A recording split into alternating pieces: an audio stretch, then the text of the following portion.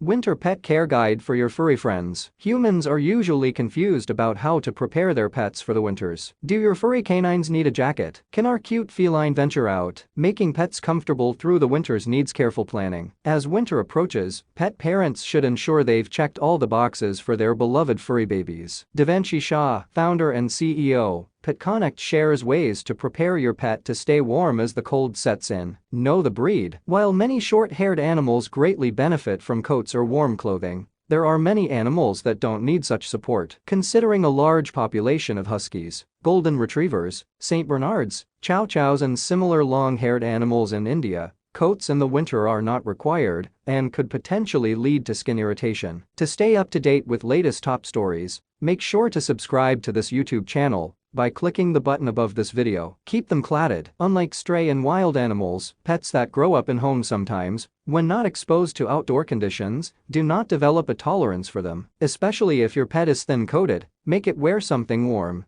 More so if it is shivering. If you are putting a sweater or muffler on a dog or other animals, monitor them because sometimes dogs or smaller animals don't like them and they chew them up. Ingesting wool could be dangerous for the animal, especially for puppies, who have less body mass for heat generation, often would benefit from a doggy sweater when headed outside. Also read. Sexual health educator Seema Anand says not just the Western world, but Indians too misunderstand the Kama Sutra exclusive. Keep the beds dry. The cold floor of your apartment is terrible for your pets to sleep on. A cozy little bed with a blanket and pillow can keep them warm during cold winter nights. Keep the beds dry, as in winter things take longer to dry up, which can cause skin infections among other problems. If your dog stays outside, make them a warm shelter. Keep them dry. When bathing your pet in the winter, it is very important to dry them off well post their bath. A wet and cold coat of fur can lead to skin infections, as well as the animal falling severely unwell. Using a good household hair dryer on a medium setting does the trick. More food and exercise. Pets in general tend to eat more in the winter. This increase in appetite should be complemented with an increase in exercise. Now that our pets are potentially eating substantially more,